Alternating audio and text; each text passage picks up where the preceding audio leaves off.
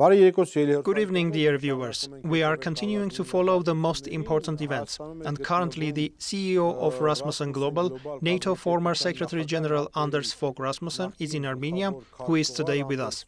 Good evening and thank you very much for accepting our invitation.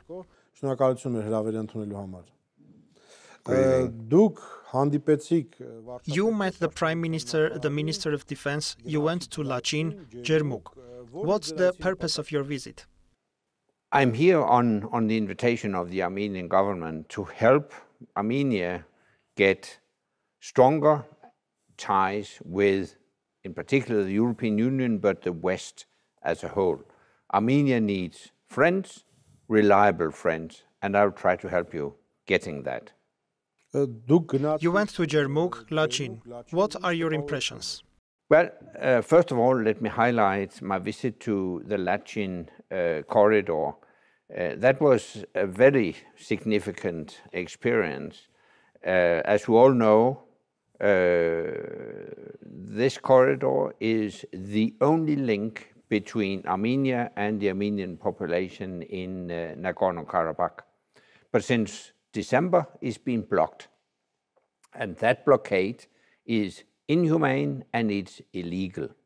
I had an opportunity to speak with some people who had lived in Nagorno-Karabakh, among them a nurse who told me about the lack of food and also the lack of life-saving medicine. So it could quickly develop into a humanitarian crisis. So that's inhumane. And furthermore, it's illegal. A few weeks ago, the International Court of Justice published a ruling according to which Azerbaijan is obliged to ensure free access to Nagorno-Karabakh. It's a binding ruling, so it's a violation of international law to uphold that blockade. So I have a very clear message to President Aliyev of Azerbaijan: stop that blockade, dissolve that blockade immediately. Mr. Rasmussen, what comes to sending a message to Aliyev, then it was done by Mr. Blinken, by the UN Court, many different European organizations, state officials, leaders, but as you mentioned, Aliyev knows only one language. The West is saying that they will never go the same way, the same path. So when you send such a message, but you also see the situation is getting tensed. Several days ago, some people were killed, and Azerbaijan is obviously doing stronger and is preparing for military action to solve the issues by the military way, including a genocide. What is in this case your responsibility, because your steps might be irritating Aliyev? Maybe Mr. Rasmussen's visit to Lachin might be another step to irritate and make Azerbaijan more aggressive. And as a result, we will be bearing the consequences. But what will be your responsibility? Well, the fact is that President Aliyev has the power to dissolve this blockade if he so wishes. He may be an autocrat like President Putin of Russia, but I do believe that President Aliyev does not want to become an international pariah like President Putin. And that's why I would encourage the European Union to maximize its pressure on President Aliyev. As we know, the European Union has made an energy deal with Azerbaijan, and that could be an excellent platform to tell the president that you cannot violate international law with impunity. However, did you follow up? Did you see that European officials are saying that they are not going to exercise sanctions against Aliyev? The US State Secretary is saying that if Aliyev has issues with Iran, we will protect Aliyev. So they are also seeing Aliyev as partner for the West. And I'll again repeat my question. What you are saying is also something that European officials have said that they will not do. Therefore, the calls and messages might be making the situation tenser. Does it also include the Institute of Responsibility for Europe if tomorrow they attack us? This is also irritating Russia. Well, I'm not.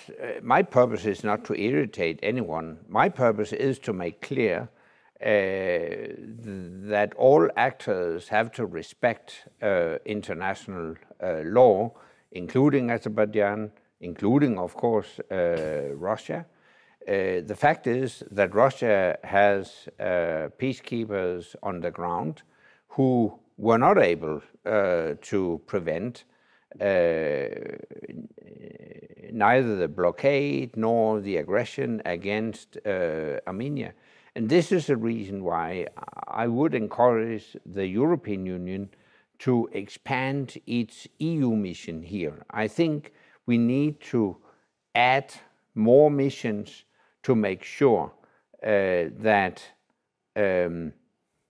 Azerbaijan refrains from further aggression against Armenia, and in a longer-term perspective also to ensure that a lasting peace agreement is fair in the way that it guarantees the right and the security of the people of Azerbaijan. And to that end, we need an international mechanism, an international peacekeeping force or something to guarantee those rights and that security of the people of Nagorno-Karabakh. Azerbaijan says that they will never do that. Armenia is proposing this, also that in relations with Artsakh, Nagorno-Karabakh. And very often we got achieve agreement with Aliyev that he assures but he is not able to respect his own agreements. If he agrees on the thing but he does something else. And Armenia says any agreement with Azerbaijan, including around Artsakh, should have international guarantees. And they are refusing this. And this is also bringing additional escalation. Is there any mechanism for it to be realized? Well, first of all, let me stress that I'm speaking about a lasting peace agreement in which, of course, both Armenia and Azerbaijan must agree. And I think it is only fair that in such a peace agreement, you guarantee the rights and security of the people of Nagorno-Karabakh. And I can't imagine any other mechanism than international peacekeepers to guarantee those rights and that security. So I would suspect that Azerbaijan would have to agree to the deployment of such a peacekeeping mission. I think the Armenian Prime Minister made a very courageous statement when he said that for Armenia, the most important thing is to guarantee the rights and security of the people of Nagorno-Karabakh. That's more important than the status as such. That's a flexibility from his side. I would expect exactly the same flexibility from Azerbaijan. Mr. Rasmussen, the Prime Minister today also announced that it's very possible that a new attack will take place from Azerbaijani side, and the President of Artsakh also announced that they have put an ultimatum. Either you have to integrate with us or we will exercise force. This is something not far away. It may start even tomorrow. We have seen it in September. We have seen it during the 44-day war. Do you think that this gas, energy agreement and the resource that this provides is an enough leverage to prevent all of this? I share the concerns about the risk of an imminent attack. I think it's permanently there.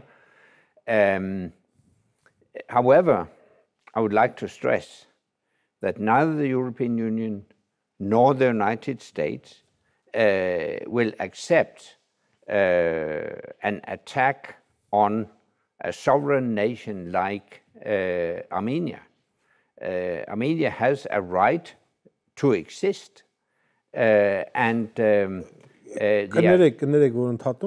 Sorry to interrupt. The European Union, the United States, the West don't either accept the occupation of Cyprus by Turkey. But so what? Yeah, but I think it's two different situations. I would just make the point that despite the fact that obviously the US is very much preoccupied by Iran, and that way also prepared to protect Azerbaijan. The European Union is preoccupied by getting more gas from Azerbaijan. That's why the European Union has made the gas deal. And all that boils down to your conclusion that it may well be that Azerbaijan feels that the country is in a much stronger position than in advance. But let me make a very important point. The fact that Europe has energy interests and trade interests does not mean that we would turn a blind eye to a humanitarian crisis or an aggression against Armenia. There is a debate in our society. Some are saying that yes, Russians are not doing a good job, they are not doing what they had to do by agreements. They are protecting the interests of Azerbaijan. But at least they are here, good or bad, at least they are doing something. What comes to the West, you said that you will not allow or turn a blind eye. The West will express concerns or pass resolutions or will condemn or criticize Aliyev, but from this nothing will change for the people of Nagorno-Karabakh in case of an attack. The fight will just end and nothing will help the people of Nagorno-Karabakh. In this case, we don't really need condemning, we need concrete support. First of all, I understand very well if many people in Armenia are disappointed that the Russian peacekeepers were not able to prevent the Azeri aggression last year and the blockade of the Lachin corridor. I understand that very well. But you're also right. The Russian peacekeepers are here. I'm not raising doubt about that, but what I am doing is to urge the European Union to expand the already deployed EU mission here. We should not forget that the EU monitoring civilian mission is very helpful in preventing further Azeri aggression. But I think we need more EU people in that mission. I discussed that yesterday with ambassadors here. I will go back to Brussels and I will urge the European Union to increase the number of EU personnel in Armenia to monitor the situation. When you say broadening and strengthening relations, I also saw your briefing in Jermuk. What do you mean? Making from 100 monitors to 200 or 300 or to change the level of relations? Well, I'm not here to discuss exact numbers, but I think we need a significant increase in the number of EU observers. And I would add to that, I also think we need a concrete fact-finding mission to identify facts and figures concerning the situation in Nagorno-Karabakh, because Azerbaijan denounces that there should be a humanitarian crisis. So I think we need international independent observers to really identify the real situation and tell the international community what is going on as a consequence of the blockade. And let me just add to this, I'm also speaking of missions with what I would call a robust or at least a strong mandate so that they get access to both sides, not only the Armenian side as it is now, but also to the Azerbaijan side. Mr. Rasmussen, this entire behavior of Azerbaijan is following one logic. Starting from 2000s, the military balance was disrupted in the region. And this resulted in what we saw and what is continuing. Also, they have a NATO partner, Turkey. Until this balance is restored, Azerbaijan will continue the same policy in the world. Europe, one day good, one day bad, will not be able to stop this fire. Therefore, we need to restore the balance. Today, Russia, for known reasons, needs weapon itself. Can we expect to have a military cooperation with the West, more precisely security cooperation, to move from humanitarian issues and diplomacy to security cooperation? Because if we don't fill our gaps here, then Azerbaijan will never go for signing any peace agreement. Because as soon as there is any success, they will bring up new conditions, new demands, and this will remain pending. First of all, I hope to see an improvement, maybe a normalization of relations between Armenia and Turkey. I don't think it serves the interests of Turkey to uphold the closure of the border or the tense relations with Armenia. On the contrary, and I think Armenia took a very important step by sending convoys to help in the wake of the earthquake in Turkey. So I hope we can improve relations gradually following that path. Second point, you're quite right. We need to restore the military balance. Because as long as Azerbaijan feels that they have the upper hand politically because of the energy deal with the European Union and the American preoccupation by the relations with Iran, and as long as Azerbaijan feels it has the upper hand militarily, there is a constant threat of new aggression against Armenia. I fully agree. So I discussed yesterday with the Prime Minister, the Foreign Minister, and the Defense Minister how we could possibly strengthen security cooperation between the European Union and Armenia. I cannot go into details on all the weapon issues, but I think there is potential for strengthened cooperation. Among other areas, I could point to the EU's so-called European Peace Facility, which could be used as a platform for increased support for Armenia.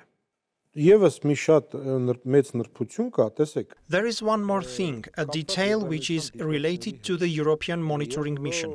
The European Parliament passed a resolution saying that this also should be done, although to weaken the influence of Russia in the region. Toivo Klar said this is not against Russia, and they are coming to fill the gap that Russia is not able to fill. That ensures stability. In some ways, he is saying that they are working even together with Russia. Now your statement on the active role of the West. Is this also against Russia or it's only for the region? No, I'm not here because I'm against Russia or working against Russian presence here. That's not my... Yeah, I mean, there's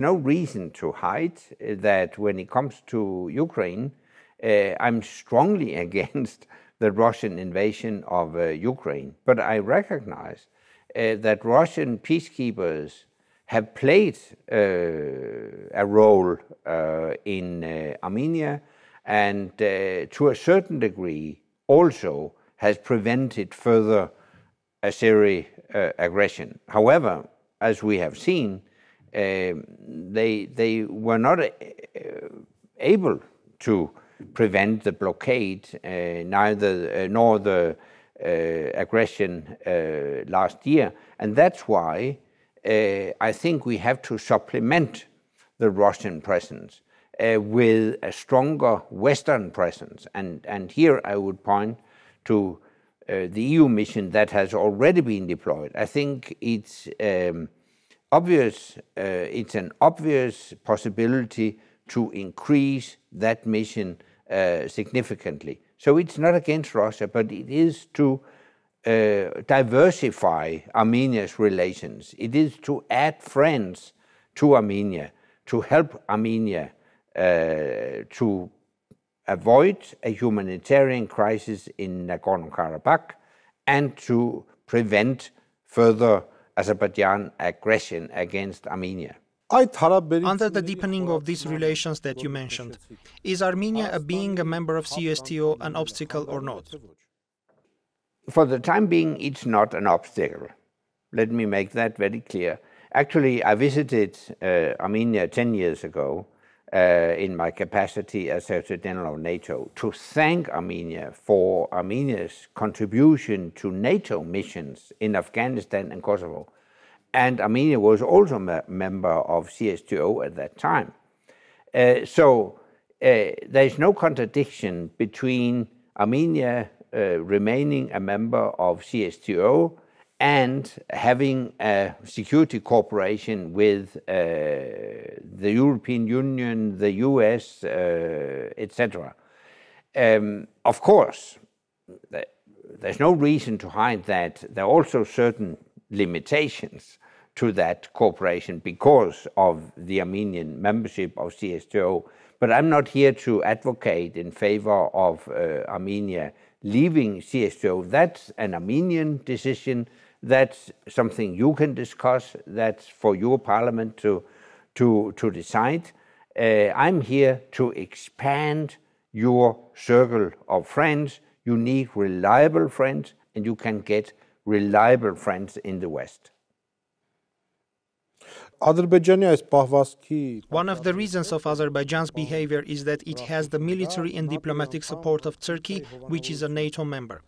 If they don't have this huge support of Turkey, the balance of powers in the region would not be. If they don't have this huge support of Turkey, the balance of powers in the region would not have been disrupted. Therefore, it appears that NATO indirectly is contributing in this situation because the Turkish army helped, armed, trained the Azerbaijani army in line with NATO standards. How do you see this? What's your assessment of this, and does the NATO have influence on this? Let me make 100% clear. NATO is not engaged in the conflict between Azerbaijan and Armenia. No way. The fact that Turkey is participating on the side of Azerbaijan does not involve NATO. That's a national Turkish decision that has nothing to do with NATO. We have seen that kind of Turkish behavior elsewhere. We saw it in Syria. We have seen Turkey purchase Russian military equipment, which is actually not in the spirit of being a member of NATO. Currently, we are watching how Turkey is blocking membership of NATO by Finland and Sweden. So you realize that NATO has its own challenges when it comes to the ally Turkey, and it's not a NATO decision that Turkey may have helped Azerbaijan. No way. Let's go back to what we have started from. What do you think? Is it realistic for the international community to be able to deploy a mission in Artsakh that will have an international mandate?